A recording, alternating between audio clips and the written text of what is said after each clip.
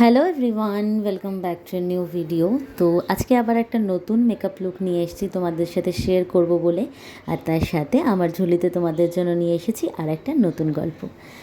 গল্প বললে ঠিক ভুল হবে, এটা বাস্তবই বলতে পারো, কারণ প্রত্যেকটা মানুষের জীবনেই কিন্তু এই ধরনের ঘটনাগুলো প্রতিনিয়ত ঘটে চলে। আচ্ছা, তোমরা বলো তো, যখন আমরা সকালবেলায় ঘুম থেকে উঠি তখন কিন্তু আমরা ভাবি না যে সারাদিনে আমাদের নিজেদের জন্য আমরা কী করব। মানে বেসিক্যালি আমি মেয়েদের কথাই বলছি।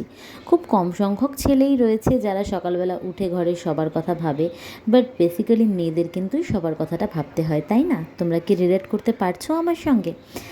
জানি না, যদি রিলেট করতে পারো তাহলে অবশ্যই কমেন্ট করে জানিও। তো এই কথাগুলো কেন বললাম, তাহলে সেটাই বলি তোমাদেরকে।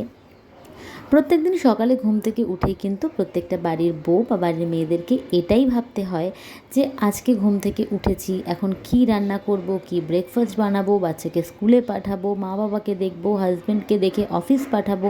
কিন্তু অ্যাট লাস্ট দিন শেষে কোথাও কি আমরা কখনো কেউ নিজেদের কথা ভাবি? না, নিজেদের কথা কিন্তু আমরা ভাবতে ভুলেই যাই। অথচ নিজের কথাটা ভাবা কিন্তু সবথেকে বেশি জরুরি। কারণ অনেক গুণী জ্ঞানী মানুষের লেখায় আমরা সবসময় পড়েছি বা কোনোভাবে শুনে জানতে পেরেছি যে জীবনে যেই মানুষ নিজেকে ভালোবাসে না সেই মানুষ কিন্তু অন্য কাউকে ভালোবাসতে পারে না। কিন্তু আমরা মেয়েরা, আমরা প্রতিনিয়ত নিজেদেরকে ভালোবাসা থেকে বঞ্চিত করে অন্য সবাইকে ভালোবাসি, অন্য সবাইকে ভালো রাখার চেষ্টা করি। দিনের শেষে আমাদের ভালো রাখার জন্য কে কী করে সেটাও কিন্তু আমরা ভাবতে ভুলে যাই, তাই না? কী করা যাবে বলো তো? কিছু কি করার আছে?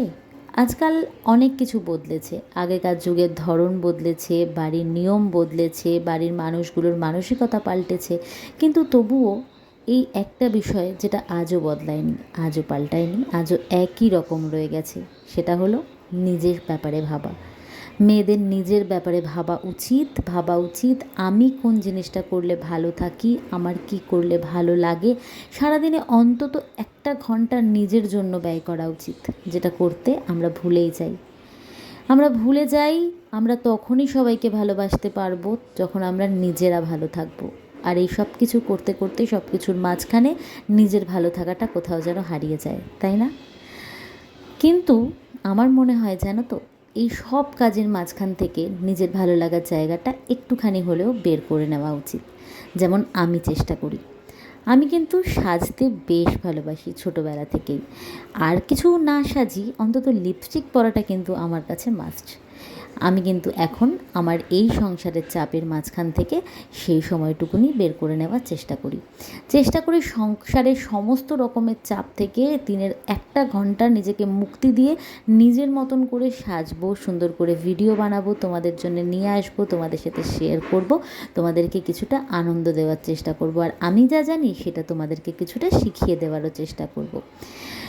তো এইভাবেই কিন্তু তোমরাও একটুখানি ভেবে দেখতে পারো, যারা সংসারের চাপে নিজেকে ভাবতে ভুলে গেছো তারা কিন্তু একটু এই জিনিসটা চেষ্টা করে দেখতেই পারো। যাই হোক, অনেক বড় বড় কথা বললাম, এগুলোকে বাদ দিয়ে আজকের মেকআপের লুকটা তোমাদের কেমন লাগলো জানিও।